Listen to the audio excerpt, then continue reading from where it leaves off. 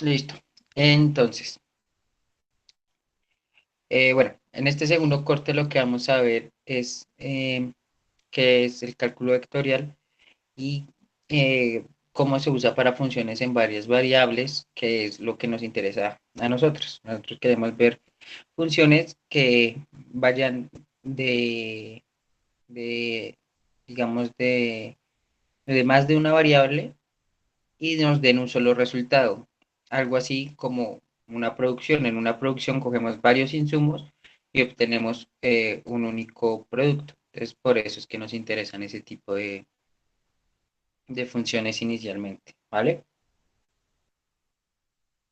Entonces, esto va a ser lo que vamos a ver en este corte. Vamos a empezar con campos escalares, vamos a ver curvas de nivel, funciones afines y formas cuadráticas y la clasificación de formas cuadráticas. ¿Listo? Vamos a ver límites y derivadas. Entonces vamos a ver derivadas parciales, razón de cambio, segunda derivada, gradiente y hessiana, regla de la cadena, homogeneidad. ¿Listo? Y por último, esto no hace parte como tal de este curso, pero lo vamos a ver aquí. O sea, no hace como parte de estos temas de cálculo vectorial, pero es el tema de conjuntos convexos. ¿Listo?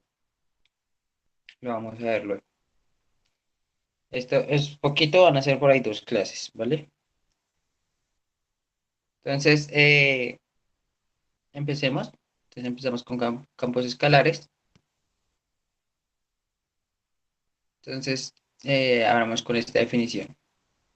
Entonces, esta es una definición que ustedes ya deben conocer, que es la de una función. Entonces, sean A y B conjuntos no vacíos, una función de A en B denota f de A, se denota así, f dos puntos de A, eh, flechita B. Es una regla que asigna a cada elemento X de A un único elemento Y en B. Usualmente se denota Y igual a Fx. ¿Listo? Esta definición de función ya la dieron conocer de antes. No es algo nuevo. Pero, ¿cuál es la clave? La clave es ese conjunto A y B. Las funciones que conocíamos de, digamos, de cálculo diferencial son funciones de los reales en los reales, de R en R. Es decir, ese A y ese B son subconjuntos de los números reales en las funciones que conocíamos, ¿sí? Pero ahora pues vamos a cambiar estos conjuntos. Entonces, como les iba diciendo, las funciones que ustedes conocen son las que ahí conocemos, denotamos como funciones reales, donde A esto es un conjunto de R y el conjunto de llegada también es en R. Entonces a cada número de ese subconjunto le asignamos otro número distinto. ¿Listo?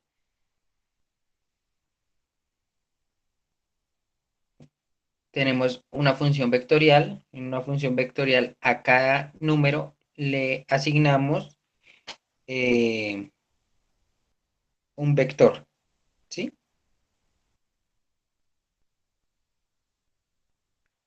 Por ejemplo,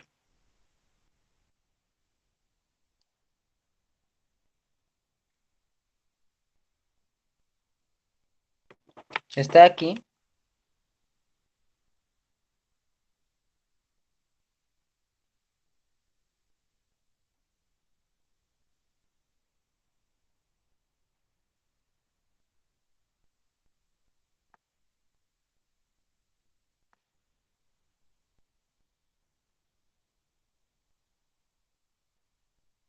sería una función vectorial. Entonces, si se fijan, a x estamos asignando un vector de 2 dimensiones, que es el vector donde el primer elemento es x elevado al cuadrado y el segundo elemento es x elevado al cubo. ¿Listo?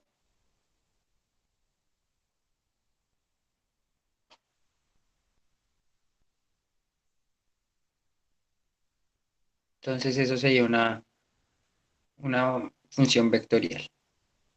Tenemos un campo escalar. Entonces, un campo escalar es donde a cada, eh, eh, cogemos a un vector y le asignamos un número real. Este es, digamos, el que más nos va a interesar para el curso. Vamos a coger vectores de n dimensiones y les asignamos. un número. Y por último tenemos el campo vectorial. Entonces, un campo vectorial es como una combinación, entonces cogemos un vector de algún tamaño y le asignamos otro vector puede ser del mismo tamaño o de un tamaño distinto. ¿Listo? Entonces, claro, los tipos de funciones que estamos viendo.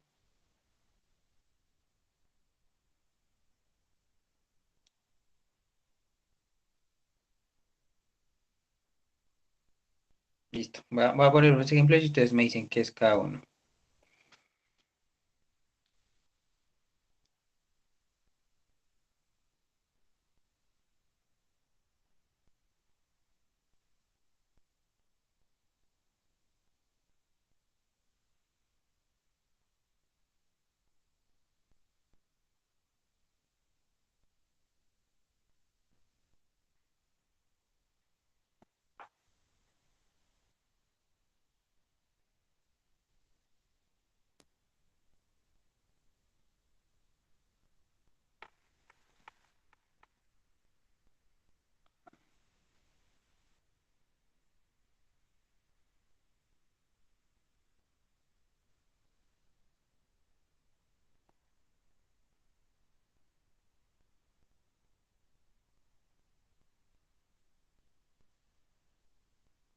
Listo.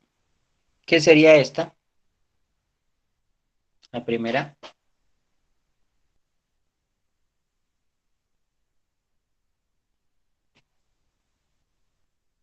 un campo vectorial, correcto.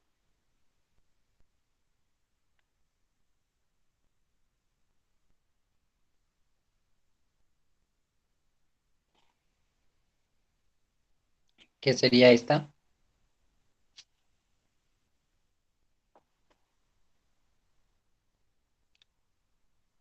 Sería un campo vectorial porque estamos tomando un vector de dos dimensiones, es decir, unas dos variables, y les estamos asignando un vector de tres dimensiones, x más y al cuadrado, x y y. Entonces es una función que da de r cuadrado en r al cubo. ¿Listo? Correcto.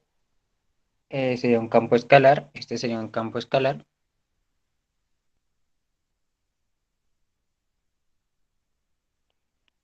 Estamos tomando un vector y le asignamos un único valor, un número, un número. ¿Listo? Este de aquí,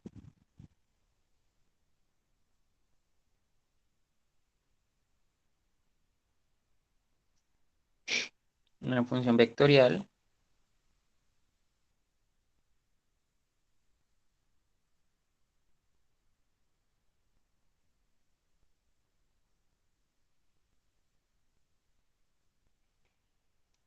Y este último,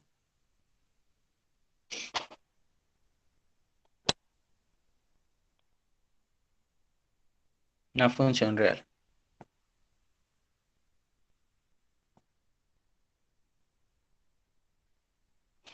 Listo. Entonces volvamos a las diapositivas. Vamos a mirar, como les mencioné, nosotros nos vamos a centrar más en los campos escalares. Entonces, vamos a mirar algunos ejemplos.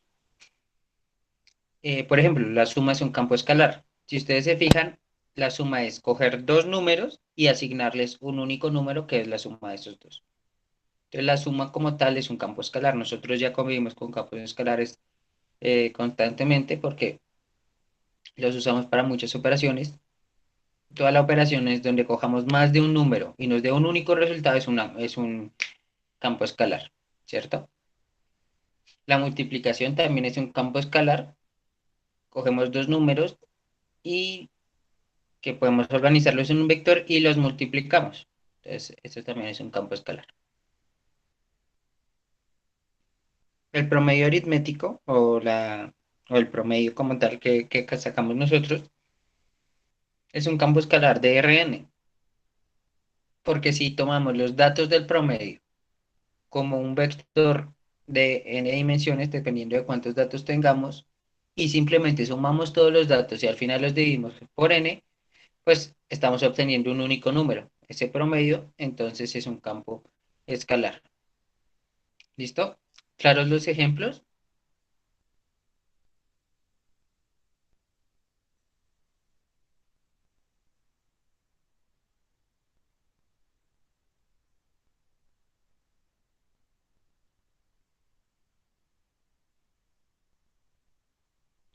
Vale.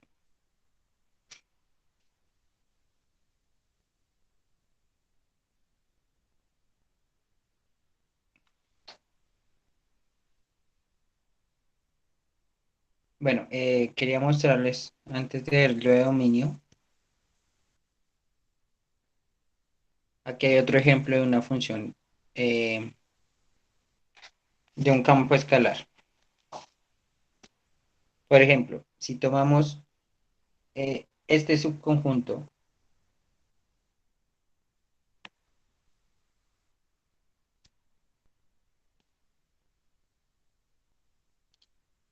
este conjunto, ¿qué elementos tiene? Tiene dos vectores de dos dimensiones, es decir, esto es un subconjunto de R cuadrado, ¿cierto? Tenemos dos elementos de ese conjunto, entonces esto es un conjunto. Este puede ser o sea, un subconjunto que sea como un punto de partida para llegar a, a cierto valor. Entonces, la función va a asignarle, va a ser una función que va a ir de un subconjunto de R2, o sea, va a ir de este conjunto a los reales. ¿Y cómo va a ser la regla de asignación? Pues va a ser, si es 0, 0, entonces le asigna el número 0, y si es 0, 1, entonces le asigna el número 1. ¿Listo?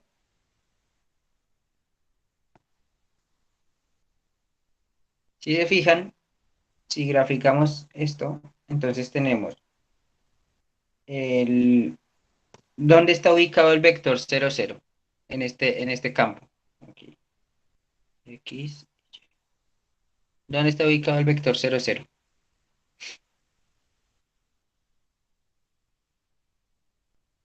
Correcto, en el origen. Y el vector 0, 1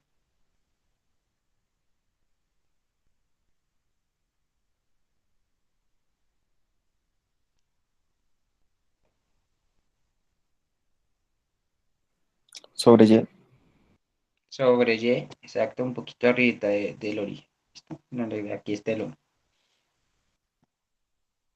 Y si se fijan, entonces eso va a asignarle a cada uno de esos elementos.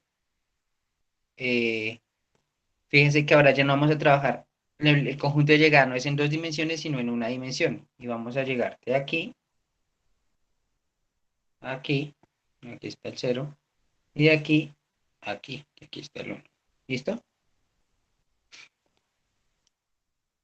Entonces, para que vean que no solo son funciones, digamos, numéricas, sino pueden ser cualquier tipo de relación. Es decir, esta relación es totalmente arbitraria. Simplemente estamos asignándole a un elemento el 0 y a un elemento el 1, sin que haya una regla, digamos, matemática clara de por medio. ¿Listo? Y a un conjunto a un subconjunto de R2 de dos elementos nada más, ¿vale?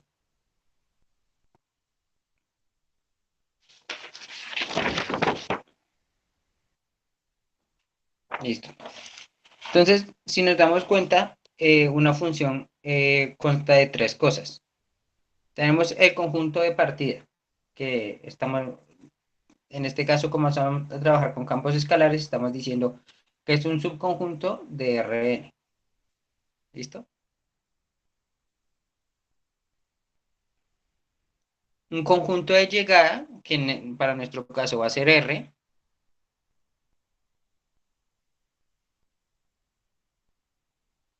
y una regla de asignación, que es la función que coge.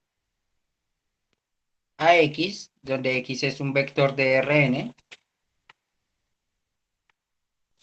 ¿sí? Este X en este caso es un vector, y le asigna un número.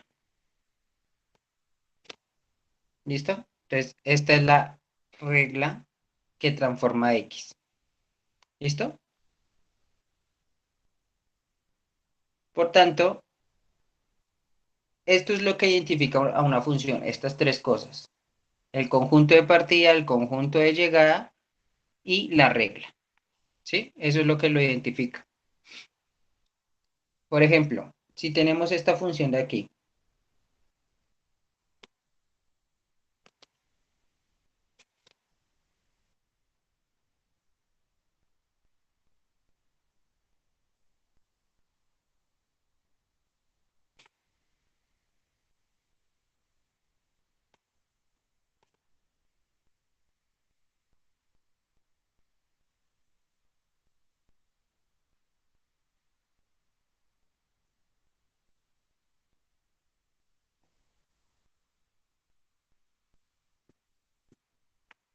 donde este R cuadrado, este más significa que estamos tomando solo los vectores con elementos positivos.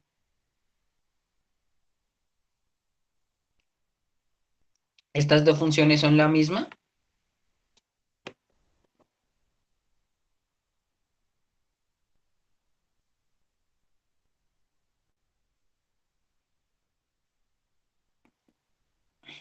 ¿Por qué no son la misma?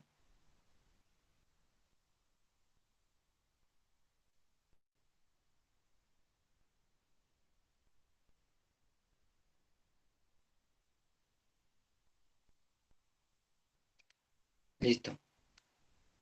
Fíjense que lo que dice Cristian es cierto, los valores que toma pueden ser van a ser distintos, o sea, el conjunto de llegada, si bien va a ser X, van a ser los números reales, pues en uno van a ser unos números reales y en el otro otros, pero podrían ser los mismos.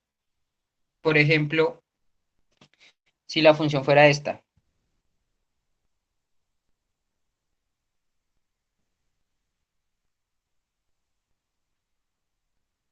fíjense que los valores van a ser los mismos porque ese cuadrado hace que X y Y me den los mismos valores, ¿cierto? Así sean positivos o negativos.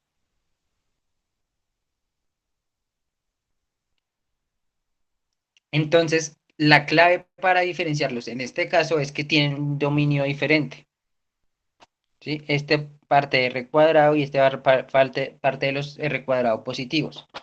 Es decir, difieren en esto. Como difieren en esto, y esa es una de las tres cosas que identifica una función, pues no es la misma función, son funciones distintas. ¿Listo? Entonces, es para que tengan en cuenta que no, que,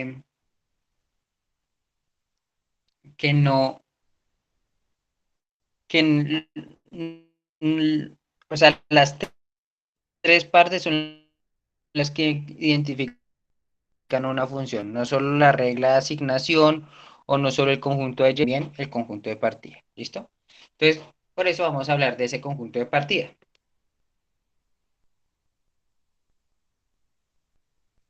Ese conjunto de partida lo conocemos como dominio, ¿sí? Entonces, en un campo escalar, el conjunto A se denomina dominio de F y lo denotamos dom sub F, ¿sí? Para decir que corresponde a esa función F que estamos viendo. Si el dominio no se especifica y la regla de asignación es una operación matemática, el dominio de la función es el conjunto donde esta operación tenga sentido. Es decir, si ustedes les están diciendo la función es logaritmo natural de x, pero no les están diciendo cuál es el dominio de la función, ustedes tienen que asumir que ese dominio es todos los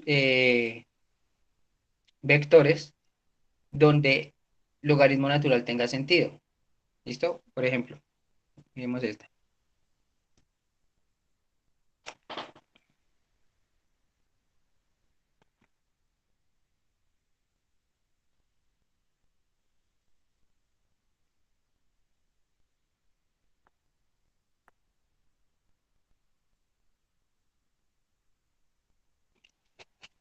Entonces, tenemos esa función.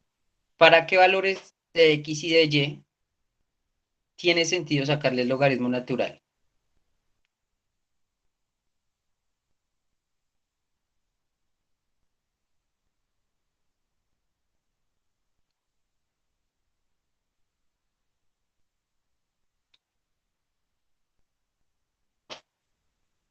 Correcto, para todos los mayores de cero.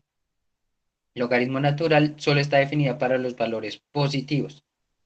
Por tanto, eh, no nos están diciendo cuál es el dominio, pero nosotros podemos deducirlo porque es todas las partes de ese conjunto, el subconjunto a que pertenece a Rn, aunque ahora lo vamos a llamar DOM, sub f, y en este caso particular a r cuadrado, tal que se cumpla eso. Entonces nosotros ya vamos a saber que el dominio en este caso van a ser todos los vectores que pertenezcan a r cuadrado, eso es lo primero que cumplen, y que aquí esto se escribe tal que es para dar una condición sobre esos vectores, tal que x sea mayor que cero y y también sea mayor que cero. En este caso ese sería el dominio de esa función. ¿Listo?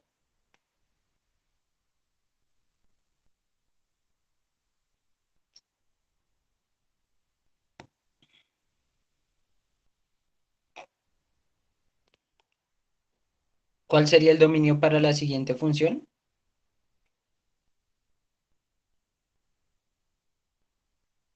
Para la primera que aparece ahí.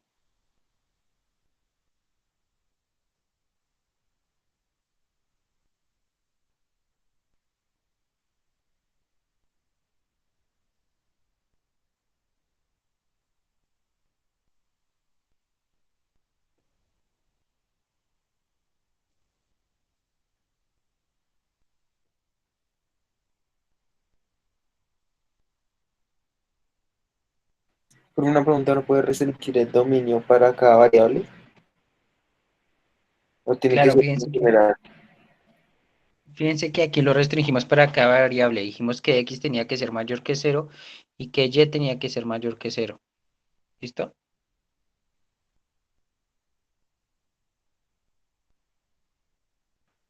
Entonces sería, pues, x menores que ceros y y mayor que cero. Correcto. Entonces ese sería el dominio de la primera función. ¿Listo? De la segunda función, ¿cuál sería el dominio?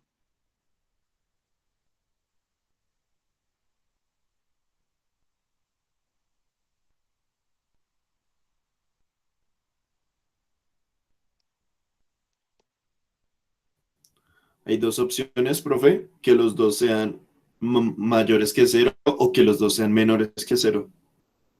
Correcto.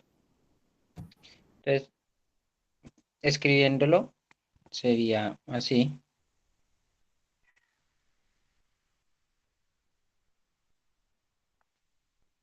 Todos los x, y que pertenecen a r cuadrado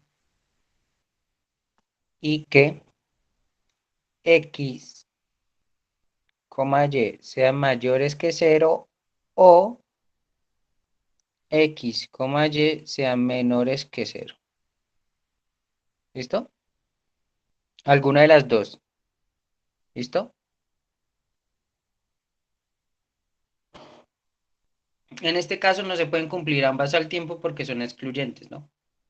Pero no se les olvide que la O en matemáticas es inclusiva. Es decir, o esto, o lo otro, o ambas. En este caso no se puede ambas por la expresión como tal, porque lo excluyen. Ah, de hecho no. Miren, si fuera o ambas, la única manera es que sean ambas iguales que cero. Esa podría ser una manera que se cumplan ambas. Entonces, listo. Y el último,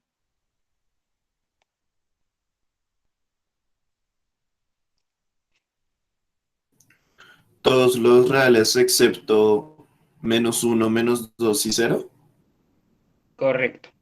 Es lo único que no está definido para para el cociente, y es que lo de abajo no puede ser cero, ¿listo? El denominador no puede ser cero, entonces x no puede ser cero, x no puede ser menos uno y y no puede ser menos 2 porque si no daría cero, ¿vale? Entonces, vamos a mirar esas reglas. Entonces, las restricciones del dominio que por lo general manejamos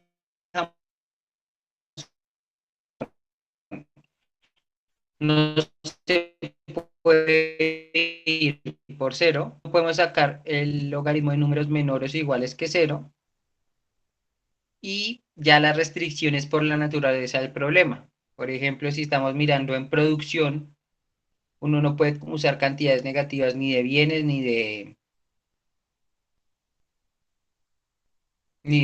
ni de insumos, ¿cierto? Entonces eso nos restringe también el dominio, ¿vale? Eh, ¿Clara las reglas de asignación?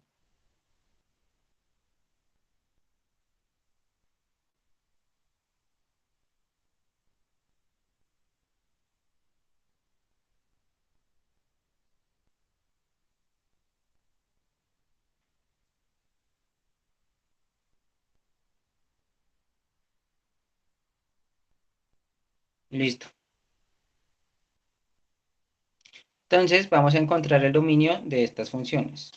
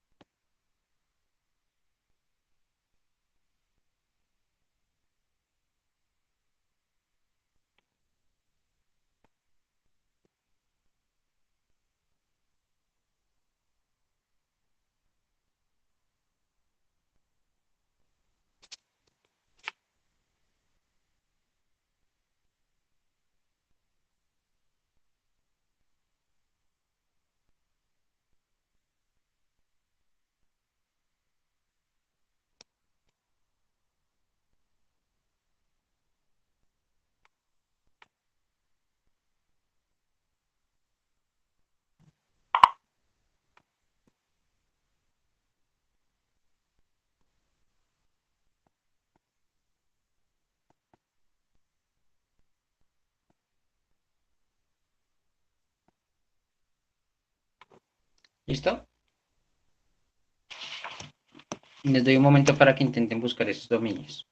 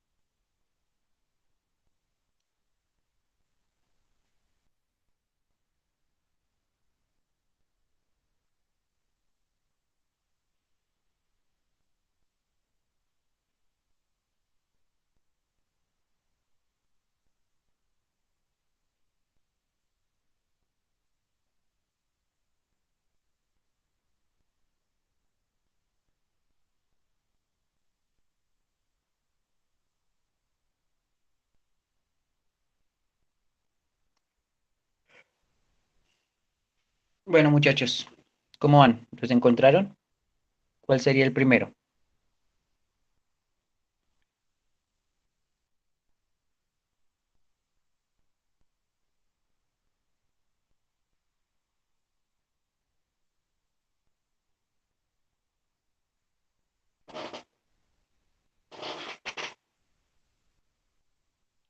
Correcto. Entonces Adrián dice que el primero sería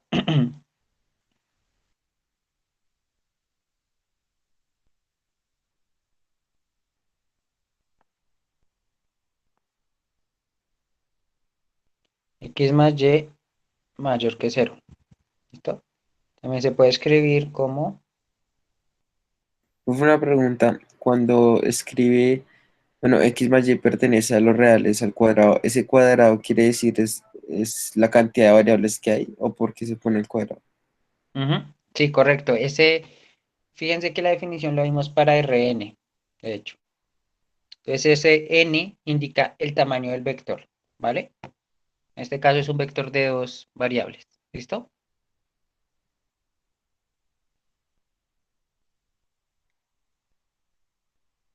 Si se fijan, para funciones de dos variables podemos graficar ese dominio en el plano. Entonces, y menos x es esta curva acá, y y mayor que x, pues si se fijan son los que están aquí a la derecha.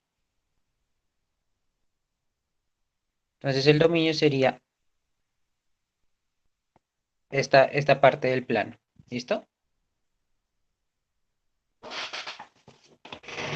Listo. Para la siguiente función,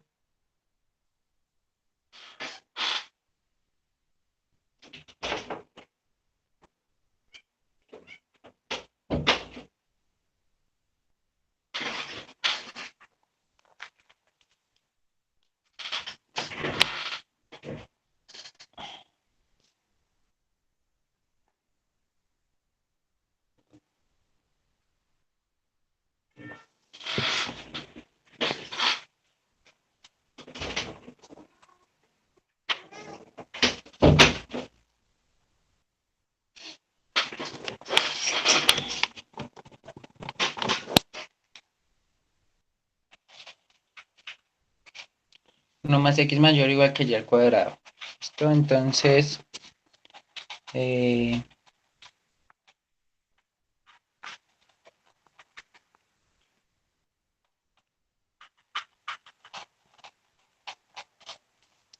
la que pusieron ahí es correcta, pero yo la voy a escribir de otra manera. La voy a escribir así.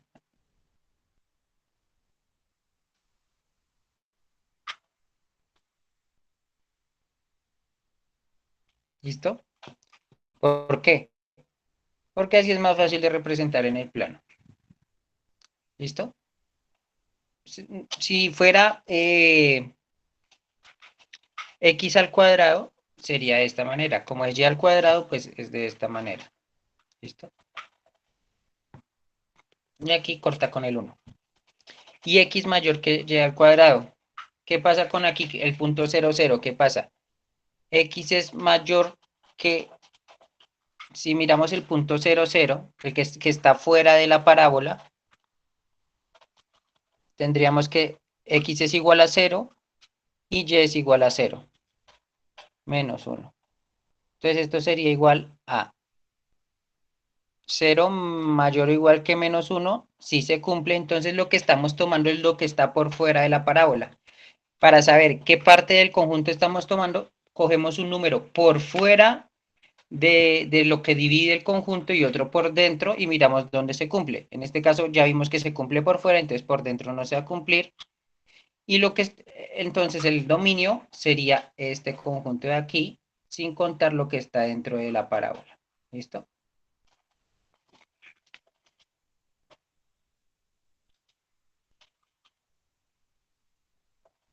Listo. Ese sería el dominio de H. El de la siguiente.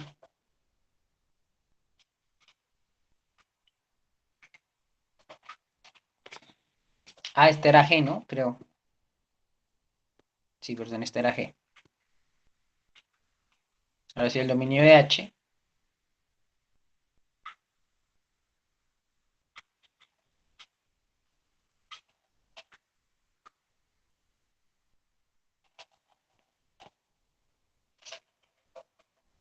¿Cuál sería?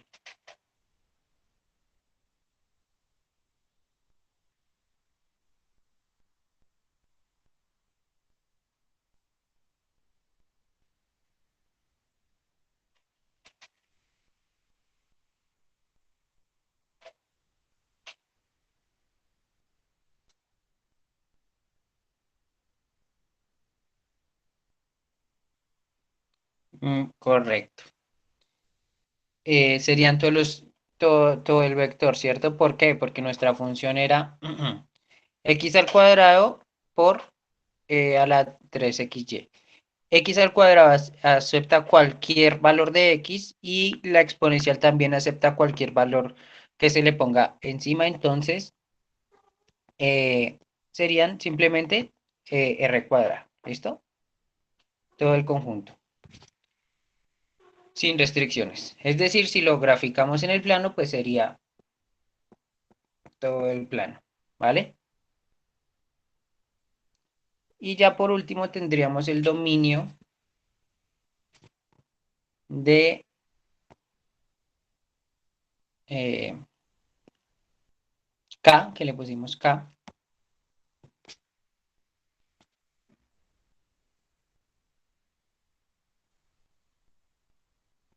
que en este caso es de NR3.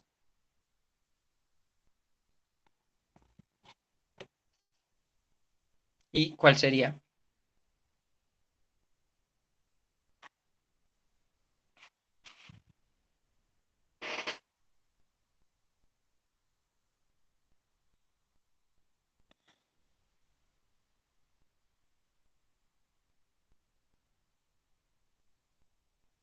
Correcto. Simplemente lo escribiríamos como x al cuadrado más y al cuadrado más z al cuadrado menor que 25. ¿Listo?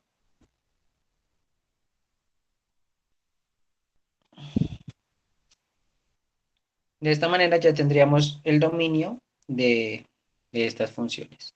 ¿Vale? Bueno, creo que no alcanzamos a ver rango, entonces lo vemos la siguiente clase. El 25 salió de aquí,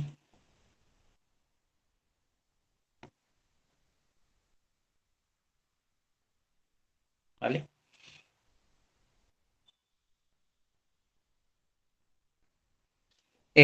Listo. Entonces, prepárense ya para el quiz. En 5 minutos les va a llegar a su correo. Vale, no se preocupen. En, ¿en qué? En 5 minutos les va a llegar a su correo y pues pueden empezar a resolverlo, ¿listo? Se van a recibir respuestas hasta las 9, ¿vale? Es decir, la duración aproximada es de 1 hora. ¿Listo? Ojalá les vaya muy bien, muchos éxitos y nos vemos entonces más tardecito. Ah, bueno, no, nos vemos el lunes. Ok. ¿Listo? Listo, éxitos muchachos.